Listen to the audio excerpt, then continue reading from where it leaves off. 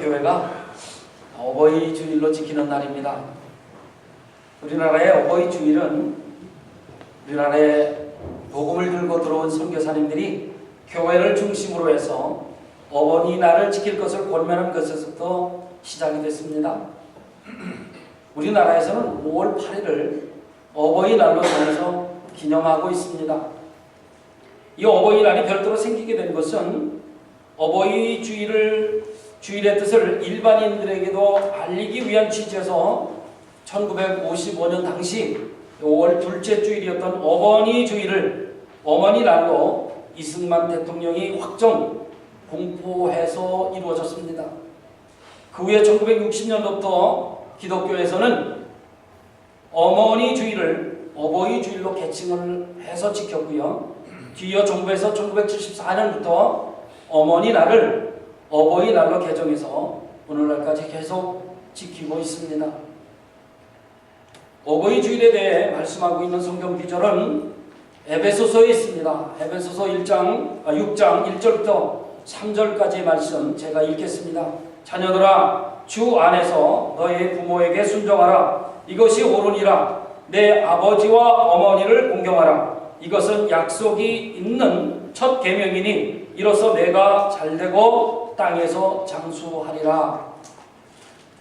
여기에서 말씀하는 자녀들이라는 것은 예수 그리스도를 나의 구주로 영접하고 그리고 구원을 얻은 모든 성도들을 다 자녀들이라 그렇게 말씀했습니다. 그러니까 예수 그리스도를 영접한 저와 여러분 모두들에게 들어라 그렇게 말씀하신 것입니다. 부모가 없는 사람은 이 세상에 단 한 사람도 없습니다. 부모 없이 태어난 사람이 있다라 그러면 병원에 가야 할 것입니다. 특히 여기서 말씀하는 주 안에서라는 말씀이 나오는데 이 말씀은 그리스도를 구주로 믿고 경외하는 자녀들답게 부모를 마치 그리스도를 섬기듯이 부모에게 순종하라는 말씀입니다. 이 말씀의 뿌리는 일찍이 모세를 통해서 이스라엘 백성들에게 주신 10계명인 제5계명 출애굽기 20장 12절의 말씀 내 부모를 공경하라 그리하면 내 하나님 여호와가 내게 준 땅에서 내 생명이 길리라 라는 말씀에 뿌리를 두고 있습니다. 그리고 출애굽기 21장 이후에 계속해서 보면 제5계명 내 부모를 공경하라고 하는 이 말씀에 대해서 해석이 계속 이어지고 있습니다. 거기에는 부모의 개념이 제사장과 백성의 지도자들에게까지 확대 적용된다는 사실을 우리가 알게 됩니다. 이 말씀의 뜻은 우리에게 부모라고 하는 것, 부모는 우리를 낳아주셨을 뿐만 아니라 더 폭넓게 우리 부모님 세대의 노인들 그리고 교회의 지도자들 다 포함하는 말씀이라고 할 수 있겠습니다. 즉 부모란 꼭 나를 낳아주신 내 어머니 혹은 내 아버지에게만 국한시키는 것이 아니라 우리 부모님 세대들의 어른들 모두가 다 우리 부모님들과 마찬가지고 또한 그분들을 공경하라는 말씀이 됩니다. 사랑하는 성도 여러분, 우리 모두는 어른들을 공경할 줄 알아야 합니다. 내 어머니 따지지 말고 모든 어머니들, 모든 아버지들을 진정으로 공경하는 것이 바로 하나님께서 우리에게 주신 명령입니다. 그렇기 때문에 우리가 오늘 어버이 주일로 지키는 자녀들은 주 안에서 우리 부모님들과 어른들의 은혜를 기억하고 감사하며 어른들을 존경하고 앞으로 좋은 자녀가 되겠다라고 다짐하는 그러한 날이 되었으면 참으로 좋겠습니다. 현대사회의 급속한 변화는 우리의 생활과 환경에 참으로 많은 영향을 끼치고 있습니다. 그래서 지금 우리가 살고 있는 이 시대는 의학 발달과 함께 어떻습니까? 생활 수준의 향상으로 인해서 건강에 대한 의식도 높아져서 평균 수명이 자꾸 올라가고 있습니다. 그런 말미암아 이제 우리 사회는 고령화 사회로 이어지고 있습니다. 지금 이 사회는 참으로 준비되지 않은 두려운 마음으로 우리가 고령화 사회가 되어가고 있는 것을 우리가 계속 지켜나가야 할 것입니다. 지금 이 사회는 준비되지 않았습니다. 고령화에 대한 준비가 충분하지 않습니다. 그렇다면 이 고령화 시대를 맞이하는 우리들은 고령화를 준비하는 자세로 고령화에 따른 문제점이 무엇인지 우리가 먼저 파악을 해야 마땅할 것입니다. 이것은 전문가들이 말하는 삶을 구성하는 5가지 요소입니다. 제가 지금서 말씀드리는 이것은 삶을 구성하는 5가지 요소인데 이것에 대한 문제 발생, 이것이 고령화 사회에 있는 이야기입니다. 삶을 구성하는 5가지 요소가 있는데 그것이 전문가들이 얘기하는 게 뭐냐면 심력, 체력, 지력, 그 다음에 자기관리력, 인간관계력 이렇습니다. 우선 우리 사람들은요 노년기에 접어들면서 남은 생에 무엇을 위해서 어떻게 살아야 할 것인가는 불안과 두려움에 사로잡히게 됩니다. 사람이 나이가 들게 되면 어떤 목표를 세운다 할지라도 육체적인 힘도 없고 마음의 힘이 사라지기 때문에 모든 것이 힘들고 뿐만 아니라 귀찮게 여기게 됩니다.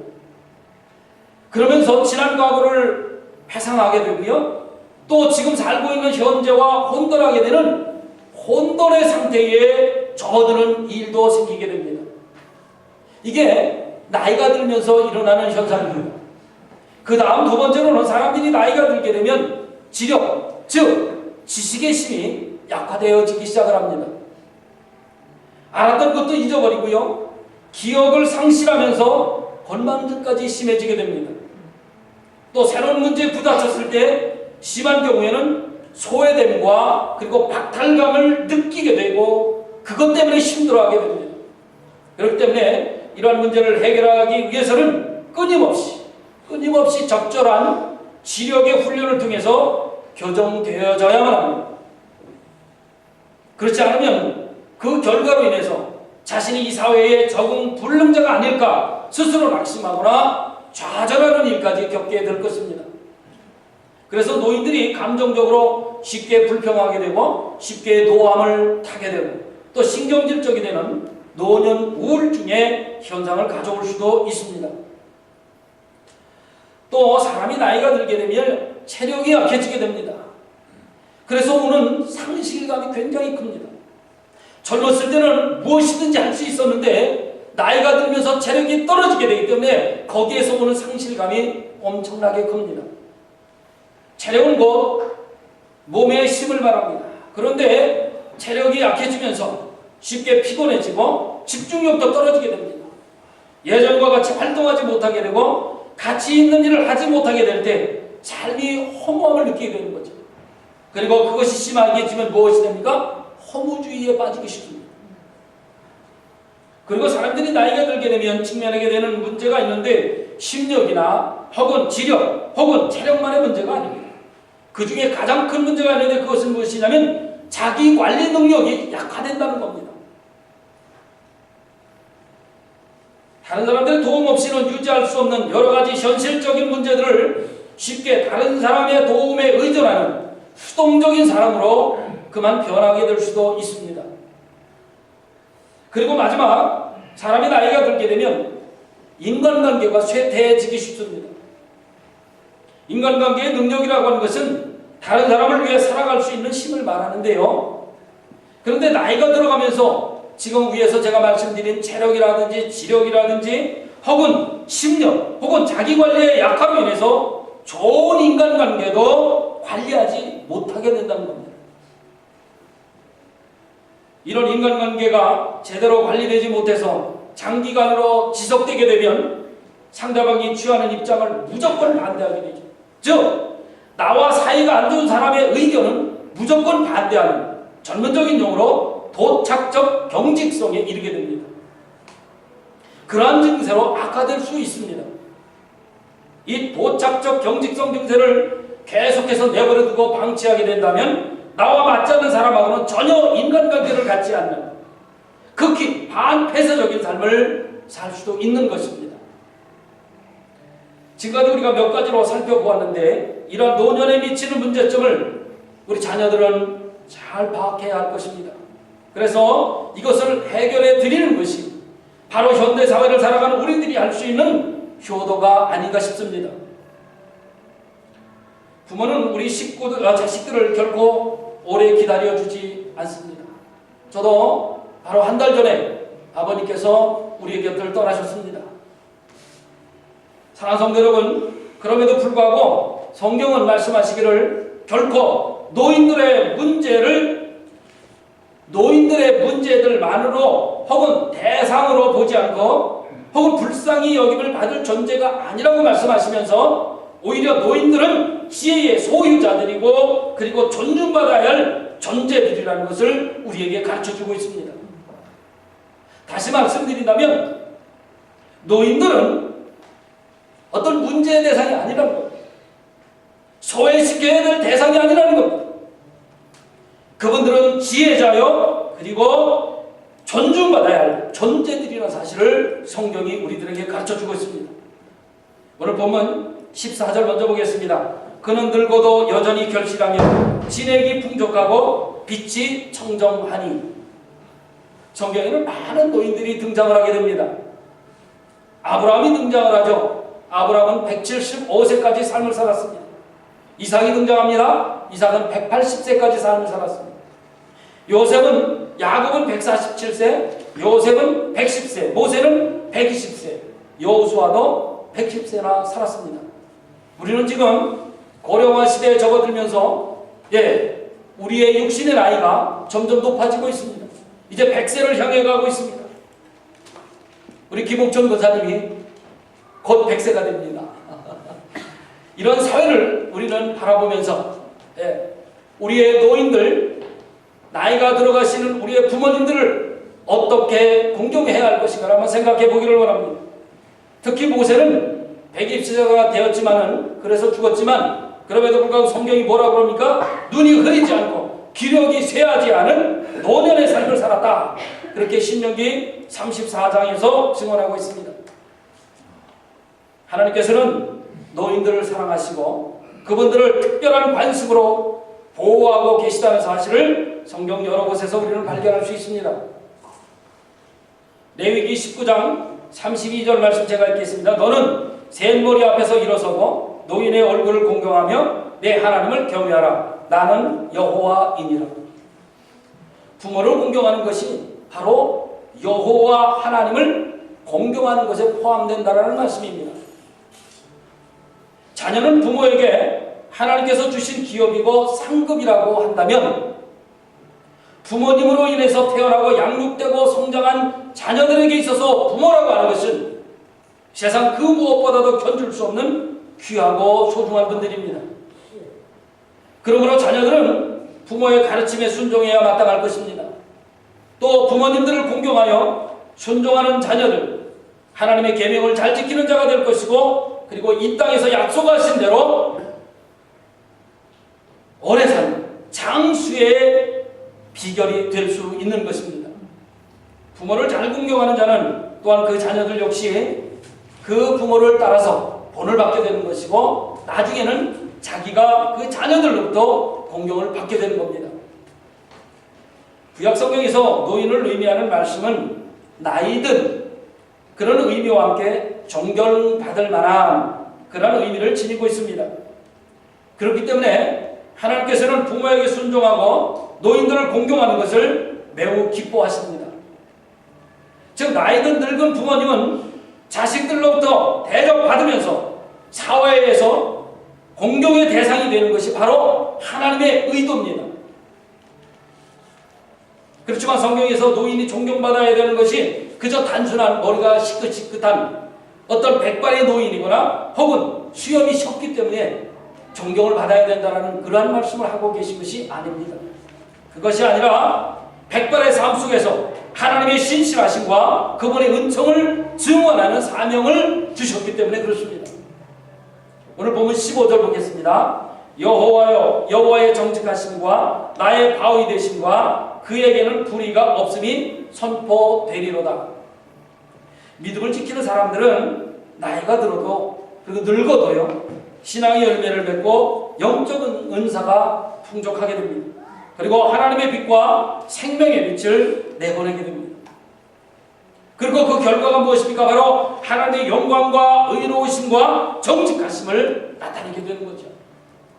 그래서 성경은 노인을 지혜의 원천으로 묘사하고 있습니다. 신명기 32장 7절 말씀이 내 아버지에게 물으라 그가 내게 설명할 것이요 내 어른들에게 물으라 그들이 내게 말하리로다. 세상의 지혜는 노인들의 오랜 경험에서 나오는 것입니다. 그렇기 때문에 성경은 노인들의 가르침을 받을 것을 젊은이들에게 권면하고 있습니다. 구약에서 나이 많은 노인을 히브리 말로 좋은 흰머리라는 뜻이 있습니다. 그리고 지혜자로서의 대표가 구약에 나타나는 장로입니다. 장로는 본래 나이가 많고 그리고 인생 경험이 풍부한 지도자를 일컫는 말로 사용이 되었습니다. 그 따라서 구약의 장로는 가족의 공동체 내에서 일어나는 어떤 시시비비를 가려주고 그리고 충고와 권면을 통해서 가족 공동체가 올바른 삶을 살 수 있도록 지도하는 아주 중요한 역할을 감당하고 있었습니다. 특별히 성경의 장로들은 재판관으로서의 역할을 감당했고 또 권면자로서의 역할을 감당했고 또 상담자로서의 역할을 감당하는 그 사회의 그 공동체의 핵심 인물들이었습니다. 노인들을 지혜 있는 분으로 우대하지 않는 사회는 그래서 병들고 부패한 사회의 징후가 되는 겁니다. 성경에서 그 교훈을 우리가 바로 받게 됩니다. 열왕기상 12장에 보면 솔로몬 시대가 막을 내리고 그리고 그의 아들 르호보암이 왕으로 등극을 하게 됩니다. 왕이 된 르호보암, 그의 아버지 솔로몬 시대 때에 충성을 다했던 노인들의 충고를 받아들이지 않았습니다. 아버지를 도와서 나라를 섬겼던 그 노인들이 충고했던 내용이 무엇이냐면 백성들의 강제 노동을 줄여주고 그리고 과중한 세금을 탕감시켜줘야 된다라는 충고의 말씀을 했습니다. 그런데 솔로몬의 아들 르호보암은 그 노인들의 지혜를 받아들이지 아니하고 자기 친구들의 이야기를 받아들였습니다. 자기 친구들은 뭐라고 그럽니까? 너희 아버지보다 더욱더 허리줄을 졸라매야 한다. 그들을 못살게 굴어서 세금도 더 많이 징수해야 된다는 것을 의견을 받아들였습니다. 결국 그것으로 인해서 이스라엘은 남북으로 갈라지게 되었고 이후 북이스라엘과 남유다는 각기 쇠퇴의 길을 걸어가게 되었던 겁니다. 풍부한 경험과 지혜는 노인들의 값진 자산입니다. 노인들에게는 자손들을 위해 베풀 수 있는 시간이 있고요. 기술과 재능이 있고 그리고 인생에서 얻은 아주 소중한 경험과 그리고 지혜로 가득 차 있습니다. 한마디로 인생의 엑기스를 다 갖고 계시다. 그렇게 말할 수 있겠습니다. 그래서 노인들은 우리 공동체 안에서의 역사가고 그리고 비전가가 될 수 있음을 우리 자손들은 명심해야 할 것입니다. 그렇기 때문에 노인이라고 해서 사회에서 격리시켜 고독하게 지내도록 하는 것은 우리가 많은 자산을 잃어버리는 것과 똑같습니다. 돈을 잃어버려서 돈이 없어져서 잃는 것이 아니라 노인들의 지혜를 다 받아들이지 못하는 것도 우리의 자산을 잃어버리는 것과 똑같은 겁니다. 오히려 그분들을 존경하고 그분들의 훈계를 경청하고 그분들이 가진 값진 풍부한 경험과 지혜를 우리가 배워야 할 것입니다. 저는 개인적으로 우리 한빛 장로교회 모든 어르신들은 그동안 해오신 신앙 경험과 그리고 인생의 경험을 통해서 얻은 모든 지혜, 그 엑기스를 우리 후손들에게 다 쏟아내셔서 이 영적인 상담자들이 되었으면 참으로 저는 좋겠습니다. 그리고 우리들은 이 어른들이 그렇게 하실 수 있도록 옆에서 도와드려야 할 것입니다. 그리고 성경은 노인을 돌봄의 대상으로 표현하고 있습니다. 창세기에 보면 인간은 하나님의 형상대로 지음받았다라고 말씀합니다. 이 하나님의 형상은 나이가 들어 노인이 된다 할지라도 백발이 성성하다 할지라도 변하지 않는 겁니다. 하나님의 형상이 젊었을 때 있고 늙어서는 없어지는 것이 결코 아닙니다. 이 땅에 태어난 어린아이나 지금 죽음을 앞두고 있는 노인이나 똑같이 하나님의 형상으로 지음받은 분들입니다.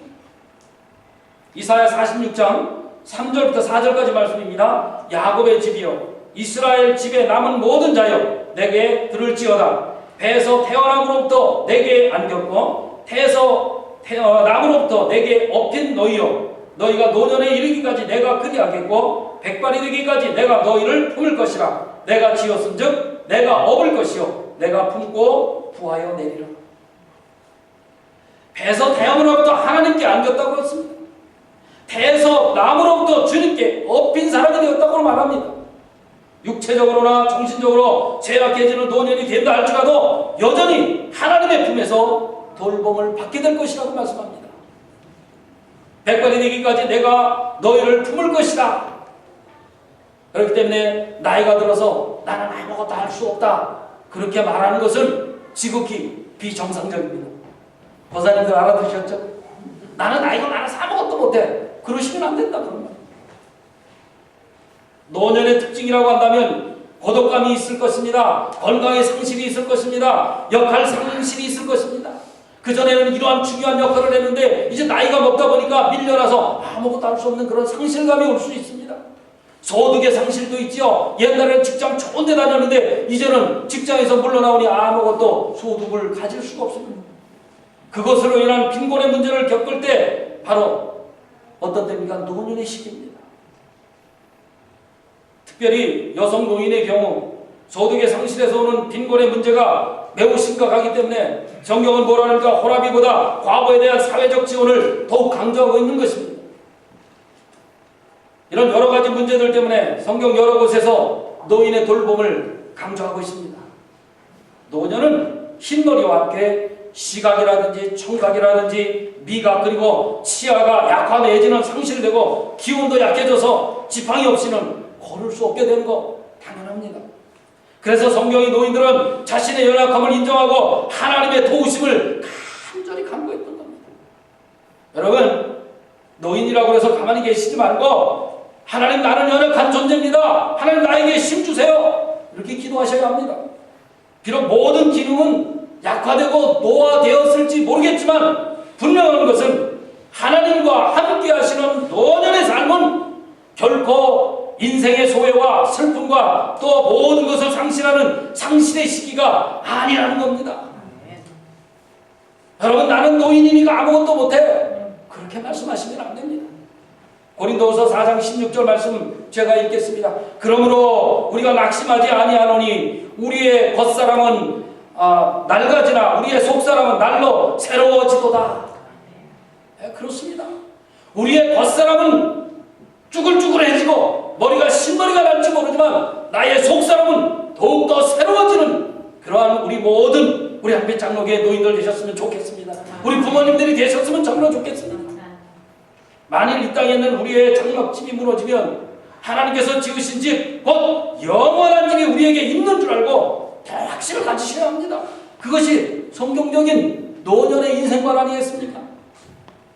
다시 말씀드리자면 이 땅에서 우리의 삶이 닿으면 이제 영원한 천국에서의 집 영원히 산다라고 하는 그 기쁨의 감격이 더 확실해져야 할 것입니다. 젊었을 때는 하나님의 나라 하늘이 있는가 없는가 하나님이 살아계신가 이렇게 할 수 있겠지만 좀 더 노년이 되면 될수록 우리는 확실한 믿음에 거해야 할 것입니다. 천국에 대한 확신이 젊은 사람들보다 더 확실하기 때문에 많은 교회들을 보면은요 젊은 사람보다 연세 드신 분들이 교회도 열심히 나오시는 모습을 볼 수 있습니다. 남은 인생을 기도에 전념하고 더욱 예배를 중요시 여기는 신앙생활을 하는 것을 보게 됩니다. 죄송합니다만 저희 어머니도 아버지가 돌아가신 지 한 달밖에 안 됐는데 새벽기도 수요일 금요일 철야기도 수요일마다 나가신다고 그러십니다. 노인이 되면 될수록 더욱더 하나님 앞에 가까이 가셔야 합니다. 나는 늙었으니까 못 간다 이런 소리 하시면 안 된다고요. 자식들을 들들 못 가서 야 나 오늘 수요일인데 교회 가야 되겠다. 교회 나오셔야 합니다. 그것은 천국에 대한 확신이 더 뚜렷하기 때문에 가능한 일입니다. 하나님 앞에 설 때 그날이 가까울수록 하나님의 나라를 위해서 또 자녀들을 위해서 나라와 민족을 위해서 마지막까지 최선을 다한 주님을 섬기는 믿음의 충성을 다하는 우리 부모님들 되셨으면 참으로 좋겠습니다. 사랑하는 성도 여러분, 성경은 이렇게 늙어가시는 부모님에 대한 책임과 의무를 자녀들에게 또 강조합니다.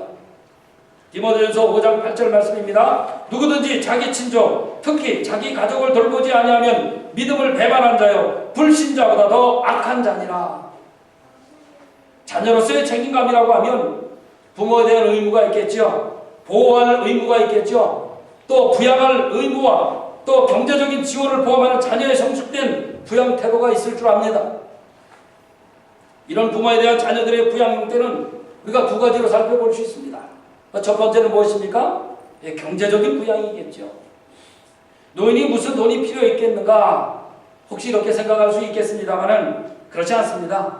노인들은 또 노인들 나름대로 경제적으로 어려움이 없어야 정신적으로도 안정될 수 있습니다. 그 다음으로 우리가 어른들에게 정신적인 부양이 필요합니다. 이것은 노인의 고립감과 불안을 해소하고 인격적으로 또 정서적인 충족, 즉 정신적인 측면의 부양을 말합니다. 좀 쉽게 말씀드리자면 노인들의 감정과 정서를 달래주는 거죠. 외롭기 때문에 그렇습니다. 그렇기 때문에 노인에 대한 공경과 부양의 중요성을 우리 젊은 세대들은 들어야 할 것이고 또 알려주어야 할 것입니다. 지금 우리 세대는 급속도로 고령화 시대를 맞고 있습니다. 그렇기 때문에 성경적인 교화 그리고 교육 그리고 실천이 무엇보다 시급한 때입니다. 노년의 부모가 자녀들에게 의탁하는 것은 하나님께서 정하신 질서입니다. 그런데 어떻습니까? 시대가 그것을 지금 자꾸 무너뜨리고 있습니다. 그렇지만 이렇게 하나님의 질서를 지키는 자녀들에게는 하나님의 형통하심과 장수의 복을 약속하고 계십니다. 우리 교회 어른들은 성경의 노인들의 인생의 마지막 순간까지 믿음을 잃지 않고 지키는 모습을 눈여겨보셨으면 참으로 좋겠습니다. 하나님과 함께하는 노인들, 이 땅에서 생의 마지막 순간까지 후손들에게 믿음으로 축복해주는 귀중한 사명과 특권이 주어져 있습니다. 노인이라고 해서 뒷방으로 물러나서는 안 된다, 그런 말씀입니다. 노인들에게 주어진 특권이 있습니다. 노년기의 후손들을 위해서 기도해 주시면 좋겠습니다. 축복해 주는 것은 노년에 누릴 수 있는 가장 큰 은총이고 축복이기 때문에 그렇습니다. 어르신들은 교회에 나오시면은요, 어린아이들을 끌어안고 복을 빌어주셨으면 참으로 좋겠어요. 누구의 아이들 간에 관계없이 그저 어린아이들 만나면 끌어안고 내가 복을 빌어주마, 머리에 손을 얹고 그 아이들을 위해서 기도해 주시면 참으로 좋겠습니다. 아이들은요, 우리 한빛 장로교회 모든 자손들 아닙니까? 하나님의 자손들이기 때문에 그 아이들을 위해서 기도해 주는 일 참으로 귀한 일입니다. 아이들의 손을 잡고 기도해 주세요. 성경에 나오는 노인들을 보면 자손들을 축복할 때 노래를 통해서 축복한 모습을 볼 수 있습니다. 하나님의 선하심을 찬양하고 자신의 과거를 회상하면서 후손들이 바른 신앙을 지켜나갈 것을 당부한 모습을 볼 수 있습니다. 그리고 유언을 통해서도 축복했지요. 자신의 죽음을 목전에 두고 마지막으로 자손들을 축복하는 것, 그건 무엇보다도 귀중하고 소중하고 보배 중에 보배고 또 우리가 주목해 보아야 할 노년의 특징 아니겠습니까? 이 얼마나 멋진 인생인지 모릅니다. 우리 한빛장로교회 권사님들 또 어르신들은 이런 멋진 인생을 사시기를 바랍니다.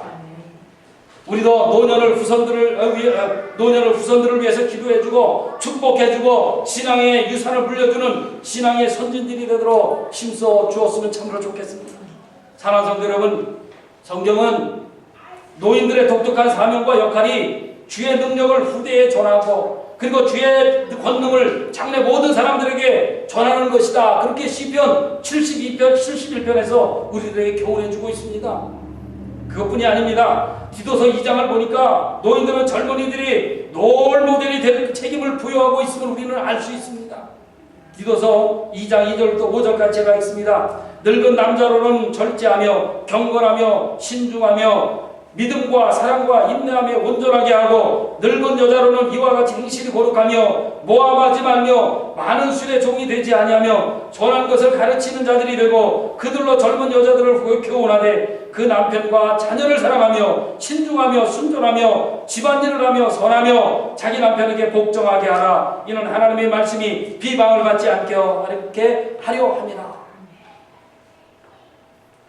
사랑하는 부모님 여러분, 하나님께서는 인생의 노년기에도 예기치 않은 결실의 가능성을 우리에게 항상 열어놓고 계시다는 사실을 오늘 말씀을 통해서 깨달을 수 있습니다.